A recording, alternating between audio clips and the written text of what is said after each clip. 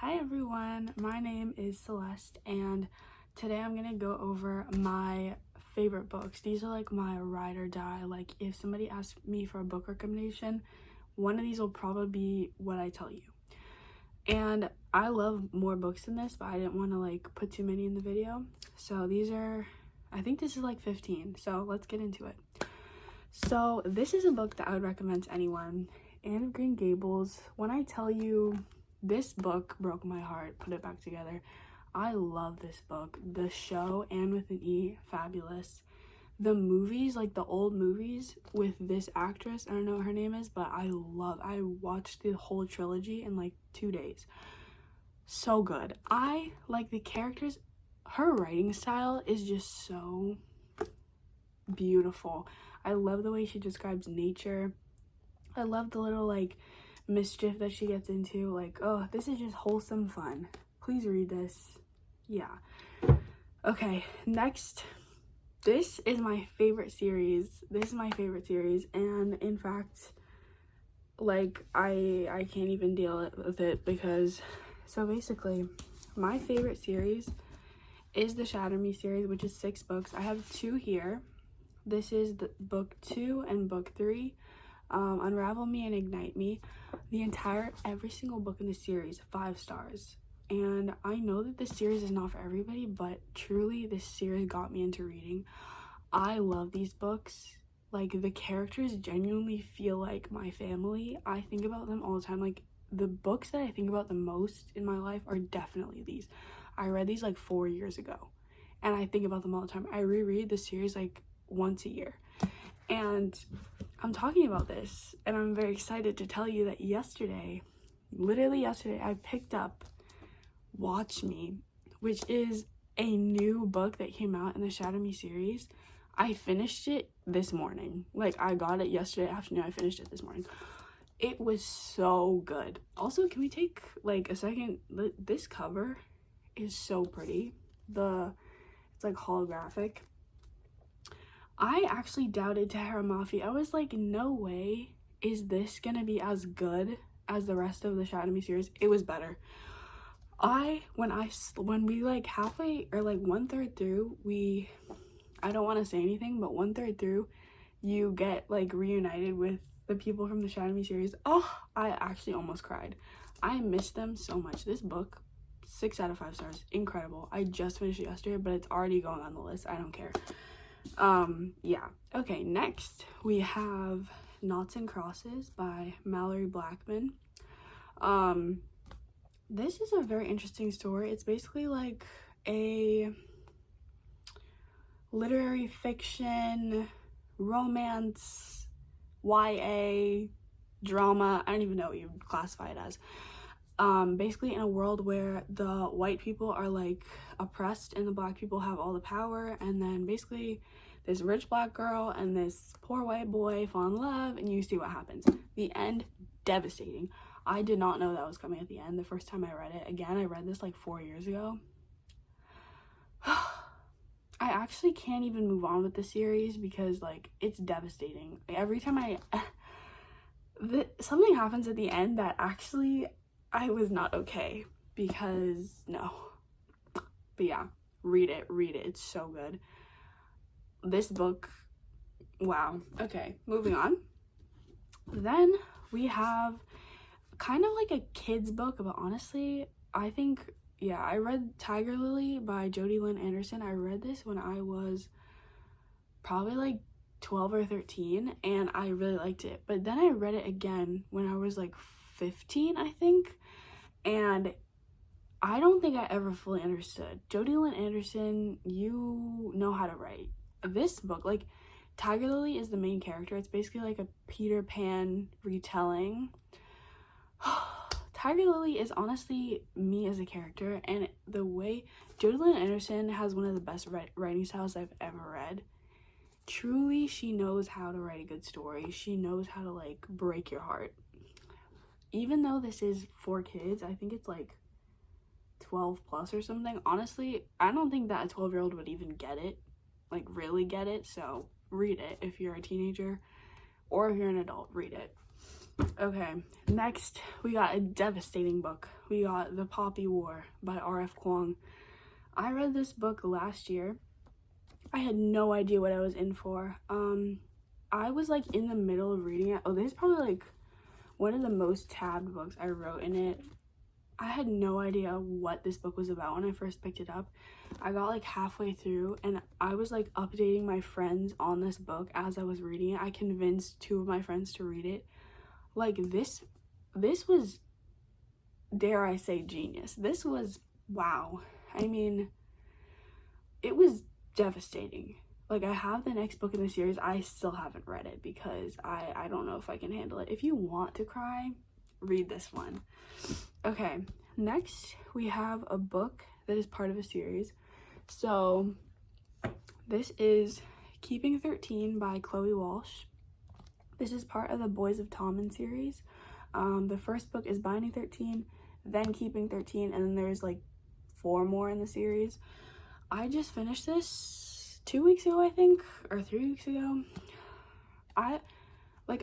In the first like fourth of it, I was a little bit bored because I was like, Binding 13 was amazing. I recommend the entire series.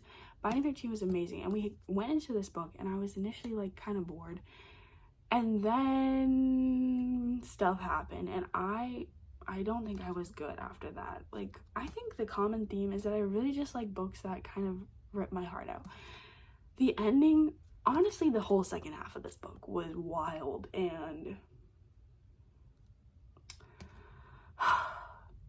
oh my gosh, Ollie and Sean, I actually would die for you. Anyways, yeah. Next, we have a Sarah J. Maas book. We have Queen of Shadows by Sarah J. Maas. I am not finished with this series. I'm currently on Empire of Storms. I'm like halfway through. Empire of Storms is taking me a while to read because I'm just not into it. Queen of Shadows. Can we talk about this book? I started the Throne of Glass series last year, and initially I didn't really know what the hype was about. And then I got to Heir of Fire, which is like the 4th book in the series, and I was like, oh shoot. And then I got to Queen of Shadows and I was like, this book, when I finished this book, I stared at the wall. I was like, wow, Sarah, come on now, Sarah. This book, I would say the first half of the series is not that well paced and is not that interesting, but if you like it thus far, keep reading, because Queen of Shadows, it's everybody's favorite for a reason. At least get to this book. Okay, another recent read, we have Red Rising, which I think I read this in January. Man, this book broke my heart, even though it's so short. Like, I don't even know how many pages. It's like 370 pages. Wow. I felt like I lived 1,000 lives. Pierce Brown can write. It was very intense. It was like, I didn't know what was happening. I didn't know which characters I could trust. Everybody compares it to like Hunger Games. It's like honestly more intense because the things that are in Hunger Games do like similar things happen, but in this book it's like nobody even bats an eye. Like, nobody, the way that the plot was unfolding, I was genuinely like, what? Like, what? I have the rest of the series.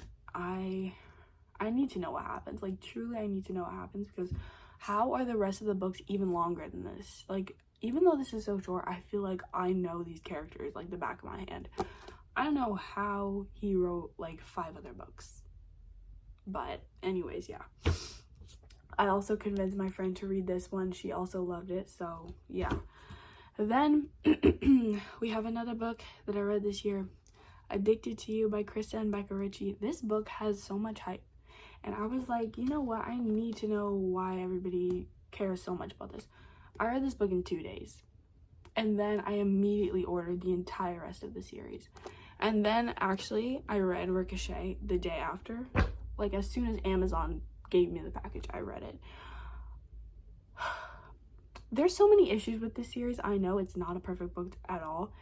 These characters go through hell and back, and I love, like, it's such an addicting read. I wouldn't say that it's like phenomenal, but it's incredibly addicting. If you want to be like entranced by a book, pick this one up.